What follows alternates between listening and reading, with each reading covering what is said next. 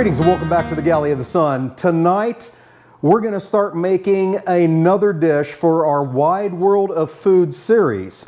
Now, we get together with some friends and every month we go to a local restaurant. Everybody brings $10. We all eat there as a big group. We leave a normal tip. Then each person leaves that $10 on top of it. Just a really great night for the server. Now, recently we went to a Pakistani restaurant and I discovered Chicken Korma. Okay, I didn't discover it to me, right? It's been around for centuries, but it's absolutely delicious, so I had to remake it. Typically, it is meat that is braised in a yogurt-based sauce, and that's predominantly how they make it in India and Pakistan.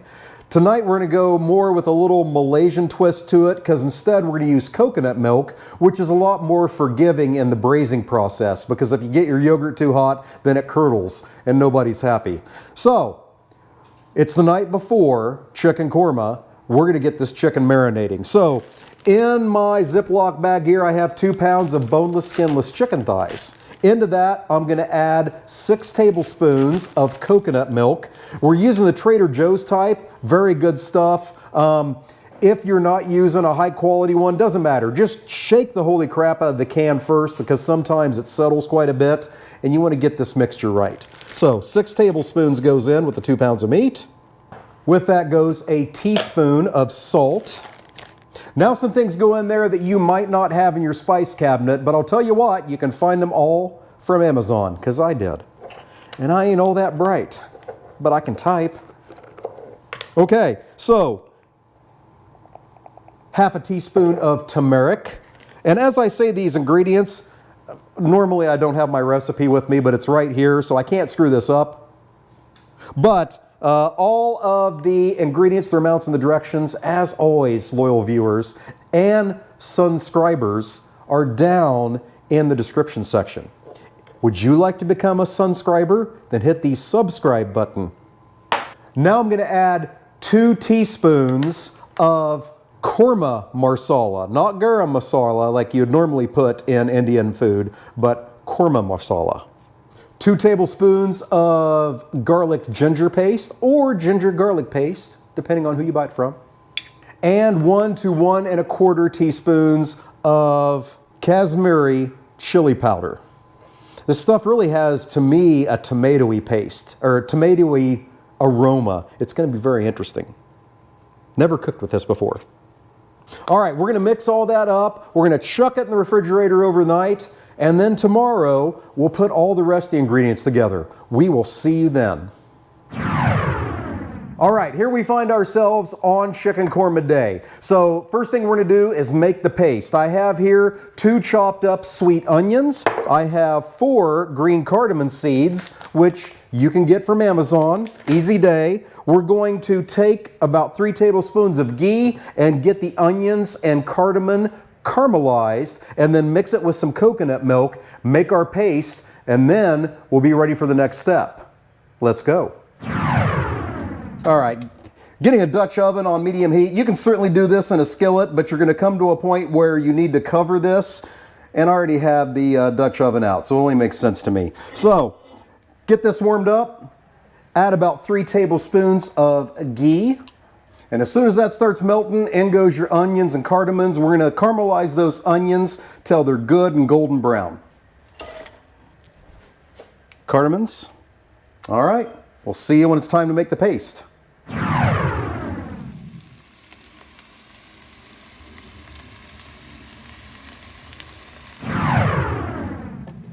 All right, happy with my onions, got them in the blender. Along with them goes either 20 almonds, 20 cashews. I'm doing 10 of each because I couldn't make up my mind. I love them both. Along with that goes a half a cup of coconut milk. If I didn't mention it before, this is more towards the Malaysian variety, vice the Indian or Pakistani, which would use yogurt. All right, now we're going to blend this into a smooth paste.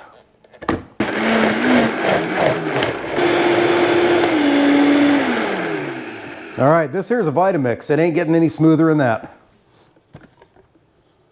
Ooh, damn, that smells good.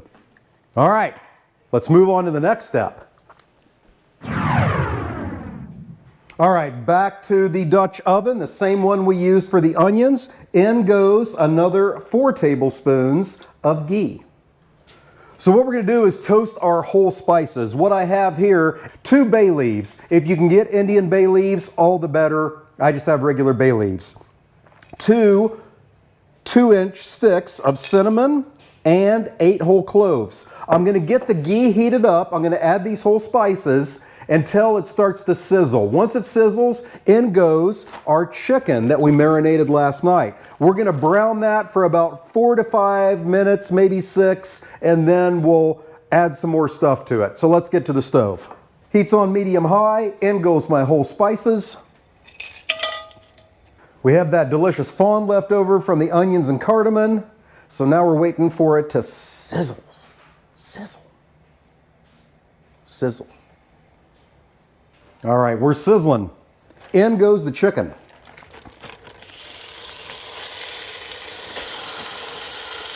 And loyal viewers, I'll admit, a mistake on my part. Though the original recipe that I took and then mutated for my own purposes called for whole pieces of chicken, I meant to cut them into bite-sized bits. I think that would be better, but alas, I forgot. So maybe I'll fish them out later and dice them down.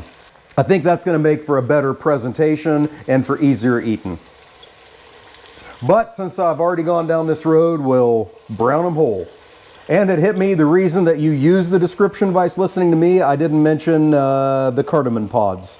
I've got more in here. I think there's 4. Heck, I don't remember now. Yeah, it's actually 2 cardamom pods. Oh, if you could smell what the me is cooking, wow. All right, so I couldn't take it anymore, so I pulled all of the chicken thighs out, cut them into bite-sized chunks, threw them back in there. Pretty happy with where we are right now, so let's get the rest of it together. In goes our onion paste. For some reason, the end of my spoon is incredibly hot.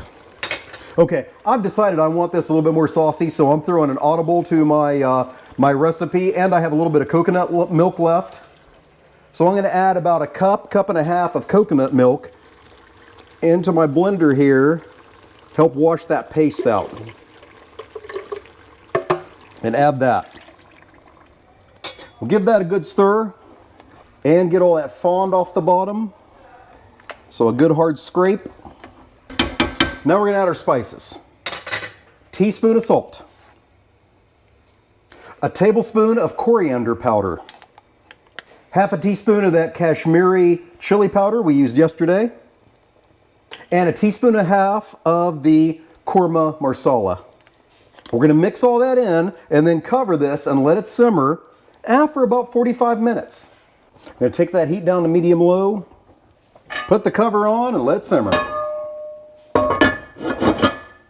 Now, as that's going, I'm going to go ahead and get my rice set up. So in my Ninja Foodie here, I have 3 cups of rice. I'm going to add 4.5 cups of coconut milk and then cook that on high pressure for 1 minute, do a 10-minute natural release, and voila, we will have some incredible coconut rice. So the next thing to do is plate this up and get some judgment from Charlotte. We will see you then.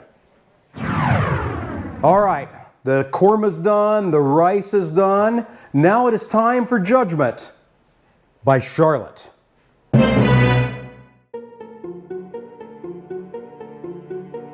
All right, here we go.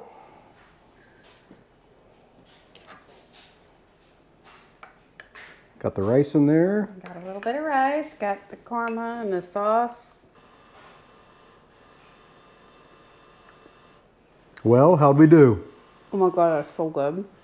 Am I as Malaysian as I am Mexican? Well, this is like Indian. No, It really doesn't. An Indian would have used yogurt. You know, how do I know? Because I looked on Wikipedia. Therefore, verified. That is delicious. All right, awesome. Hey, chicken korma. You have got to try this. Thank you so much for joining us. Leave us a comment where you're watching from. We'd love to know. And until we see you next time, fair winds and following seas.